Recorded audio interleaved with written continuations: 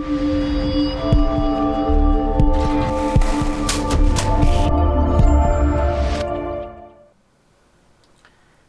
there, it's Sean from London Pen Company, here with another interview, and today we have what I consider one of the hardest working guys in the pen world, Kirk Speer from Pen Realm. Hey Kirk, how are you? I'm doing well. How are you? Good, good. We're recording this shortly before Christmas, but it's probably going to be released sometime in January. You looking forward to the season? Yeah, I'm excited to take a little bit of time off and just kind of relax and recover and be ready for the next year. Yeah, 2025 looks like it could be a really interesting year. For sure. Yeah. All right, Kirk. Well, most people would know you, but for those of you don't, why don't you just give us a brief history Yeah, of yourself and your store? sure. Yeah, again, I'm Kirk Speer. I have a company called Pen Realm. Most people know me from the nib work that I do. About 8 years ago, I got into fountain pens, and very shortly after, I got interested in nib work. And that was basically because whenever I first started collecting fountain pens, I was buying them from antique stores. And if you know anything about buying antique store fountain pens, is that they're typically not in the best shape. And so, I didn't really know who to go to get the nib work done on these pens, and they weren't of significant value. So I didn't really want to take a risk sending them off and having an expense that I didn't really want to spend on these pens. So I decided to learn how to repair nibs myself first and tune them. And then as I got pretty good at it and found that it was pretty natural for me, I started showing my work on social media, and people were kind of excited about it. But then they started saying, "Well, what about custom nibs? Can you do those?" And so, it was basically a request from friends that I uh, look into that, and I did. And I already have a lot of. I'm a kind of a tool junkie, so I had a lot of tools, and so I was kind of pretty well set up for it. I didn't have to buy a whole lot to get going, and I ultimately bought a bunch of cheap nibs off of eBay for like three for $1, and bought hundreds of them and ground them away until I felt competent at doing exactly what I wanted every time, and You, getting the results I wanted. And then I started offering it to other people. so you didn't start with an M1000 gold nib. No, I did not. No, I think I'd still. no, I think after yeah. years of it, I'd still be, a little bit nervous grinding nibs like that. Well, But and there's some that are. I mean, you picked a perfect nib to talk about, because the M1000 even today is still one of the hardest ones to work on, just because of yeah. how soft that nib is and how prone it is to deflection from your grinding surface. All right. Well, that's awesome. Like I know you're, one of the well-known nibmeisters out there now. You go to all the shows. How did grinding nibs turn into owning your own store? Yeah, I mean, so I started out doing this on the side, and I was building a pretty good backlog of people just sending me their pens, and then I would work on them and mail them back as I could. And it just seemed to get to a point where I couldn't. I was working probably at least 100 hours a week, doing both my real job and nib work on the side. And I decided something had to give. I couldn't maintain that pace forever. And so at the end of February of 2020, basically March 1st, I quit my job and decided to go for it full time. And I opened up my website, Pen Realm, and just went for it. Of course, as we know, March 14th, roughly, of 2020, we had COVID that shut all the shows down and everything else. So my grand plan kind of went to a screeching halt in some ways, but in other Yeah. ways, it worked out pretty well. And here we are today. So I'm pretty excited for the way things have gone. Yeah, that 2020 kind of kicked off a boom in some Yes. ways for Yes. online sales. Like that's really Yeah. truly when my business sort Yeah. of took off was Instagram, and Yeah. eventually it took me over a year, maybe a year and a bit Yeah. to even come, need a website, but then eventually needed a website to sell. So Yeah. yeah, in some ways it ended up really, really good for online vendors. Yeah. For a lot of people on the getting started, at least anyway, um, especially for online sales. Yeah, 2020, Yeah. everybody was stuck at home, and fountain pens seemed to have a real resurgence at that time. Yeah. Okay, well, let's talk a bit. We can talk a bit about your actual grinds. Let's talk about us first. So, we Yeah. met a couple years ago at a pen show, and as a fountain pen maker, I was aware of nib grinders, but I was in my own little world. And I think it was DC a couple of years ago. I met you. I met Mark Bacchus, and first got interested in nib grinding. And I'd been thinking for quite a while, how can I be different? How can I start to offer more nib options? And that's when I settled on separating my pen sales from my nib sales, so that you buy the pen and then you buy the nib separately. That means you can buy the $27 regular nib, or you can buy a pre-ground nib, or eventually, when I build up enough cash in the bank, maybe I'll be stocking some gold nibs, and maybe eventually some, you know, the best options for ground gold nibs. But likely gold Sure. nibs are probably something that people would feel safer at a show with you being ground specifically for them. But I Right. may want some done for myself. So when we Sure. talked, I had asked about pre-ground nibs, and you said that it wouldn't be a problem. The only issue with pre-ground nibs, I guess, is that you have to grind them to a sort of a standard. So can you explain that a little bit? Right. Because I mean, and this is kind of true even for a standard fountain pen. When they make a nib from the factory, it's typically set for about a 45 to 60 degree writing angle, and so if you vary much from that, there's a pretty good chance that it's not going to write perfectly for you. And even with the tolerances of the factory, that there's a pretty good chance it won't write for you well, even from as a stock nib, which is part of why I offer tuning on all the pins that I sell, and that I provide to the nibs that I provide to other to my partners. And so whenever you make a custom nib, you've got to now do the same thing. You've got to try to make it as widely usable to the a mass audience as possible.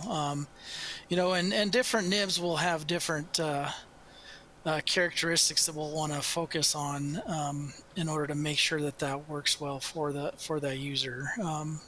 But yeah, just the wide variety of people's use and their handwriting and style, and the way they hold it, the which hand they hold it with, how much pressure they use, all those things are a factor in how well a pen will write for them. And so I try to maximize the amount of user friendliness it can be for. And then if you ever have somebody that's got a really unique handwriting style, we can always adjust for their specific writing.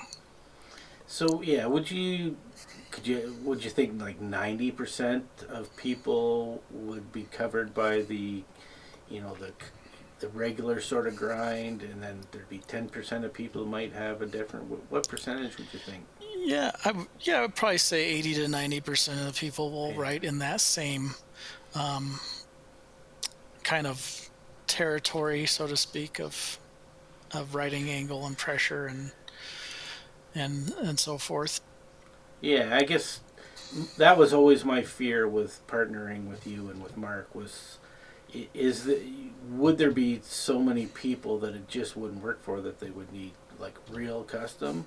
And to date, after I don't know 8 months of doing this now, I haven't had one issue. So I think that you're nailing that perfectly for my customers anyway, and they do appreciate the fact that the pen can come with that pre-ground nib, that custom Yeah. nib. Instead of having to get the nib from me, send it to you, have you grind it, and there's always a lag. I know I have to wait. Like people, even though I might order 100 at a time, I still got to get in line with everybody else, and Yes. I'm waiting for an order now, and then I Yeah. got to try and guess how many I'm going to sell and put in the next order for next year. I think Right. we'll talk about that, especially for DC time. But Yeah. no, it's worked out really well. So Awesome. let's go through the nibs that I'm stocking right now. I've got Okay. everything but Scythe because Scythe sold so well, and at the last show Right.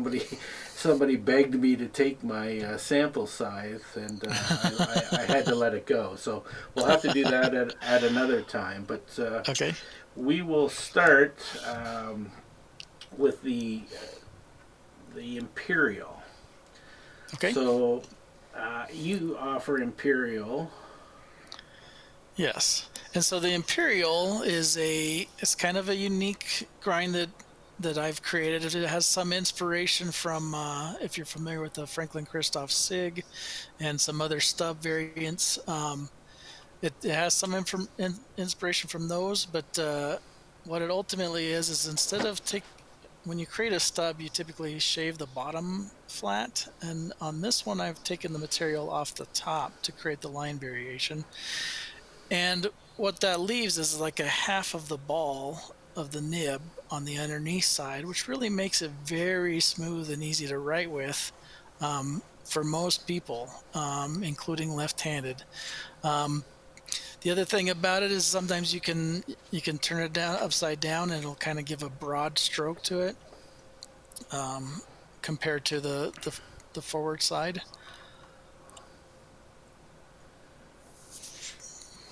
But Okay, ultimately, it's a so type of stub nib, and so it's going to create a horizontal narrow line and a vertical broad line. yeah, I can tell doing the cross patterns. Now I'm not the best cursive writer out there, that's for sure. It's something I need to work on, but yeah, you can see that downstroke. Now this is the fine as well, Hmm. and you go. Um, I see a big jump here in medium as well, and you can start to really. And again, it all depends on your writing style. Like, believe it or not, Right, when we right. first met, I thought I was like a broad nib person, and now I have your needlepoint, your extra Yeah. fine Imperial, and Mm. yeah, so I've Nice. completely switched, Yeah. mostly because Yeah. now that I'm using it, Yeah. and Yeah. this is the broad. Yeah. I think a couple things when people first start out, especially if they don't have any limitations with paper, which is kind of where my need for extra fine came from, is that I was using a lot of terrible paper at work. But if you don't have that constraint, a broad nib is going to be the easiest to write with, the smoothest, and it's going to have you know a lot of the positive effects with the ink and everything else that a lot of people like. And so a lot of people tend to float in that area, especially if they remain heavy-handed and stuff. But if you get well-tuned nibs that don't require pressure and you start using less and less pressure, you can really work your way down to a very fine nib and find that it's quite pleasant to use. Yeah, for me especially, I was you know I wasn't writing well, and I'm a heavy I press heavy, so extra fine felt like they Yeah, were digging in and scratchy, right. and I had a really hard time learning how to tune them. Yeah, And because of that, I realized I had to lighten up. And now, because I started to use pens every day in my journal and mostly to do lists, yeah, I found that I've had to go to I've had to go to the finer nibs and learn how to use them properly. Yeah. Mostly because I mostly print write, which is a horrible thing to do, and I find that I can fit more on the page. It looks better. So this is, my current favorite is your needlepoint. Okay. Um, Yeah. So and I the needle point is a lot like it sounds. It's a ultra fine point, usually about a .2 to .25 millimeter line. And and speaking of writing angles, this is one of the ones that a lot of people will write almost vertically with, straight up and down. And so I tend to tune this one at a higher angle, respectively, for um, that use case, which is more common. And that's one of the ways we can kind of help make sure we hit a wider audience. Yeah, so yeah, see, I can't spell. This is pretty much what I'm using on a daily basis now for doing my to-do list, and Nice. then just crossing them off as I go. And in my journal, because I prefer the A5. I started Yeah. with Yeah. a Traveler's half size, but my fat Yeah. hands just kept falling off the side. So I switched to an A5, which is just a much better size for me, and I find Yeah. that just printing really small. But of course, I have to wear my glasses now because I'm getting old. So Yeah. I can't see. When I started, I Yeah. thought, oh no, the camera's out of focus. Yeah. No, I couldn't have my glasses on. But yeah, so I had somebody at the San Francisco show. He bought a pen from Hello Tello Studios, but he really wanted to try the needlepoint, and so he started writing like this. Yeah. Yeah. And I'm like, what the heck is that? And I got the loop out, and it was actual legible words Right. with the loop. Yeah. And he was Yeah. some kind of chemist, and he wrote so small, it was ridiculous how small he wrote. Yeah. But you Yeah. got out the loop and you zoomed in, Yeah. and it was like, wow, he's actually Yeah. writing legible words there. Yeah. So this obviously must be a scarier one to grind, because can you go too far?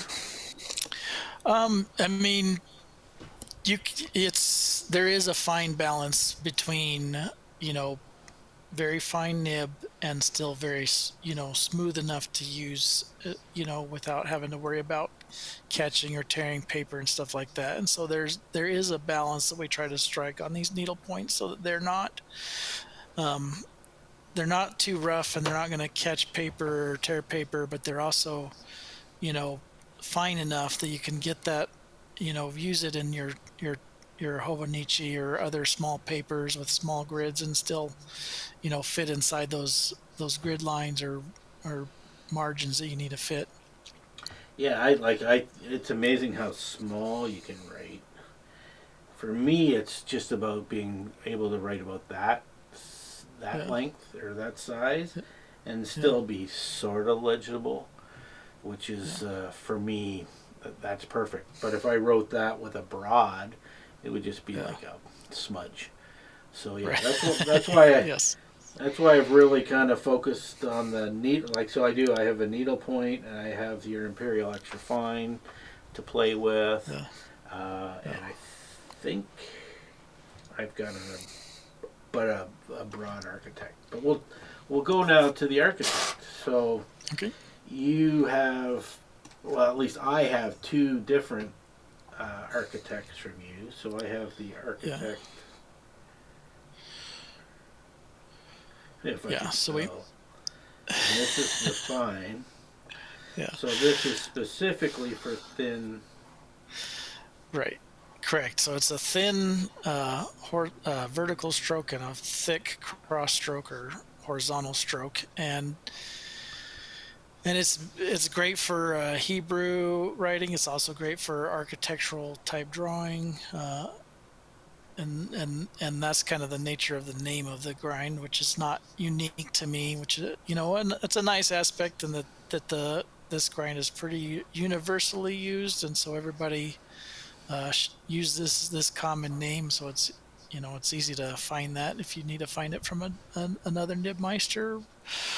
Um, but yeah, it's got a nice. It's great for print work.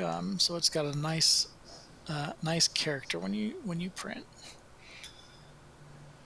We did it in Yeah, that fine is and nice. broad for you, so that you had kind of to cover the major bases. I find that quite often the medium and the broads are nearly identical whenever you're finished. So the fine kind of just sets the size just a little bit different enough that you can kind of really uh, separate from the broad. Yeah, so the broad is quite bold. Yep. You really see Yep. And that now, difference. right. And then the other thing about architects is they are more angle specific than just about any other nib. This one, um, I've cut it 45 degrees, but I tried to radius it a little bit so that we could get up to about 60 degrees and then down to about, maybe 35 degrees. So it's a little bit forgiving in that regard. Yeah, I've again, it's worked really well for me, and we haven't had many problems at all with people. I know at the Toronto Pen Show this year, we actually Toronto and yeah, I think Toronto was the first one where we had all of your nibs available to try. And the table that we had set up for the testing and trying was, I think it was one of the busiest tables all day. And we never had Nice. anybody have a problem writing with them, but they all had their preferences for what they liked. So, Huh. like some people really like that architect feel, but then when they write, they don't like it when they write, but they love it. Like I love it when I print. Yeah. But I think I have the fine architect. I think when I did this test for the Yeah. size that I'm writing in my notebook, the fine Yeah. architect was just a better fit for me. Yeah. All right, Nice. and so I have one more of yours as well. So we have the cursive smooth italic CSI. Yes. Yeah. So CSI Cursor Smooth Italic. So this is your cursive nib, and so it's it's called a smooth italic, in that it's a traditional italic is uh, very grating and very stiff, so that you have a very hairline going on your vertical stroke, and then you got a very sharp, draggy downstroke, and so it's great for like Gothic script and script work, but it's not good for cursive writing. So this just kind of takes that and gives a little bit of forgiveness on the edges and allows you to write with cursive, or uh, you know you can do print as well, but it really helps that cursive writing and still give it yeah, some flair. it's very smooth. Like I said, I'm Yeah. absolutely the wrong person. I got lousy handwriting. I don't know any calligraphy Yeah. scripts other than Yeah. what's barely legible to Yeah. me. And then this, of course, is the yeah that is so smooth. And this is the broad. So yeah, you can Yeah. really see that line variation. Yeah. Yeah. This is Awesome. probably one of the most popular grinds that I do for sure. Um, I think yeah, I think I might have to add one of those to my collection. I and I think I like the broad more than the fine in this one. hmm, So that's but yeah. I obviously Yeah. I'm writing bigger here too. So Yeah. again, for Right. daily use in my journal, I don't think I would use it every day. But when I want to play and maybe try and learn some actual writing, yeah. So that's really quite nice and smooth. Very, very nice and smooth. Well, that's excellent. Now I have one more coming from you, and I will get more size in stock. Yeah. Yep. So I'll add those writing samples to this at the end when they come in. But Okay. yeah, so I appreciate that. And what do you have coming up for 2025?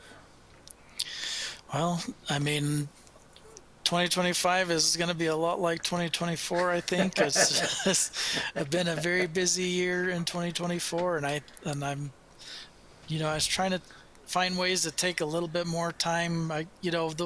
I love being busy. I love doing all the shows, and I really love people and meeting people and helping them. And so that for me is supremely important, and I love doing that. But you know, the one thing from being so busy is that it's kind of stifled my ability to invest myself in creative works. And so some of the creative things that I have in my mind that I want to implement are not I'm not able to do that at this time. And so that's kind of been a little bit of a bummer. So I'm trying to find a way to find a little bit of time, hopefully in 2025, maybe 2026, to do some more creative works that really put some cool things out there that people will be excited to see.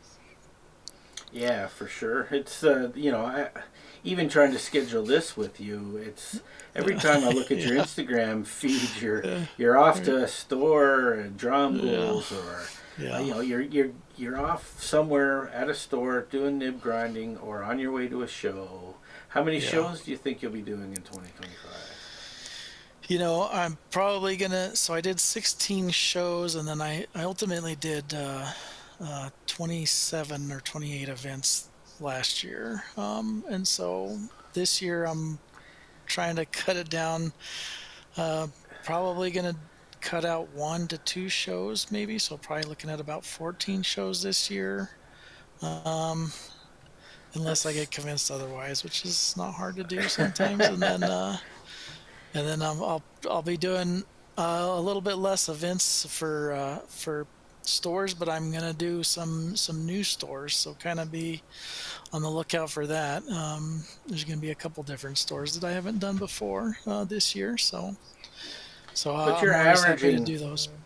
you're averaging more than two a month Yeah, between shows and visits. So yeah, yeah. and it's not like all these stores are in your town, so you're doing quite a bit of travel. No, right. Yeah, I mean, the good and the bad thing about being in Colorado is that Colorado is kind of a fountain pen desert, so to speak. So there's not really a whole lot happening here except for the pin show in October, and then but the good thing about it is that we have a pretty big airport in Denver, and so I can fly to just about anywhere pretty easily, and that's kind of been the nice thing about it. All right, Kirk. So where can people find you? So I assume we got you Yeah, on the internet, on yeah, Instagram. yep. You can find me on Instagram at Penrealm. You can also find me on my website, penrealm.com. Um, I carry a lot of brands and adding new brands all the time. So even if you don't want a custom nib, you can get a pin that's the the biggest benefit from shopping with me is that you're getting a pin that's going to write. Versus anywhere else you shop, you're taking a little bit of a risk and hoping that you don't have to return it because it doesn't write well. So Yeah, I eliminate that risk for you, and I save you some money in the long run if you go that route. absolutely. It's the same theory behind why I wanted to offer pens with ground nibs, because it truly is about the writing experience. Right. Yeah. So if you Yeah. the I like to think I can make beautiful pens out Yes. of beautiful materials, but at Right. the end of the day, they write. Yes. That's Yes. what they do. So Yeah. the nib is the most important Right. thing, and that's what 2 years ago I think, yeah, sales were good, but I was getting people complaining, sending pens back because they weren't writing. It was because I wasn't tuning nibs. And so Yeah. now we tune every nib that goes out. We do a test writing with it, make sure it's smooth enough, make sure the ink is flowing. Oh, Luckily, with the stuff yeah. that we're getting now from you, we don't have to worry about that as much. We still do it. We still test Yeah. every pen and do a test right before we Yeah. You ship it never know. out. I mean, So there's right.